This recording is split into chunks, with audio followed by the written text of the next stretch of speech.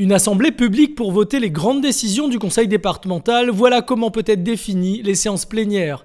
Des élus, directeurs de services, médias, personnalités de la société civile, tous sont présents pour un ordre du jour chargé. Nous aurons à défendre la cause des agriculteurs. Nous aurons à défendre la cause des commerçants, des artisans qui travaillent dur toute leur vie, qui payent le RSI hors de coût et qui doivent se contenter souvent d'une maigre retraite. Un discours d'action pour des conseillers départementaux, mais dès que les journalistes interrogent la présidente, c'est pour parler du glaive. Donc quand on veut attaquer des élus, il y a 1000 façons de le faire. Vous envoyez un truc sur un premier rapport provisoire, et ben le mal est fait, vous comprenez? Et c'est pour ça que le soupçon ne doit pas donner à la vindicte médiatique ou à la vindicte populaire le travail des élus ou n'importe quel élu.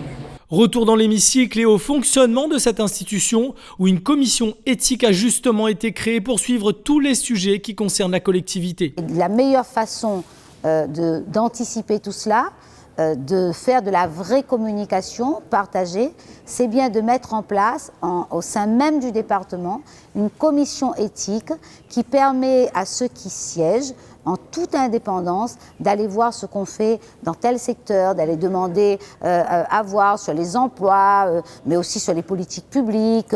Et donc c'est en venant de l'intérieur et en venant voir les pratiques qu'on aura la bonne information en toute transparence.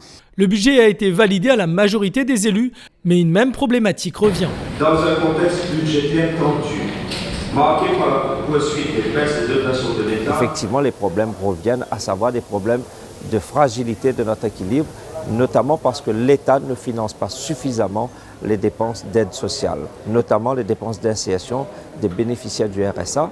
Et au département, nous mettons 150 millions sur le budget propre de la collectivité pour financer les dépenses d'insertion des bénéficiaires du RSA. Et l'une des solutions volontaristes réside dans les pays de la zone océan Indien, une thématique transversale comme solution d'avenir.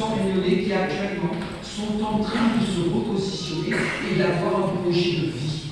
Nous allons mettre en place les conditions d'une vraie coopération, c'est-à-dire de faire rencontrer les hommes et les femmes à travers les politiques d'insertion, de valorisation économique, de pratiques partagées ou de savoir-faire partagés dans le domaine de la culture, dans le domaine sportif, dans le domaine économique. Et donc on fait rencontrer ces savoirs. Autre point abordé, l'agriculture, le développement des eaux ou encore l'investissement sur l'eau. Il s'agit d'une démarche tout à fait innovante, initiée par le département. Il s'agit d'un plan pour améliorer l'accès à l'eau dans les hauts. Donc il s'agit pour nous d'abord de faire un état des lieux, de voir les ressources existantes et de mettre en place des outils pour améliorer l'accès à l'eau dans les hauts.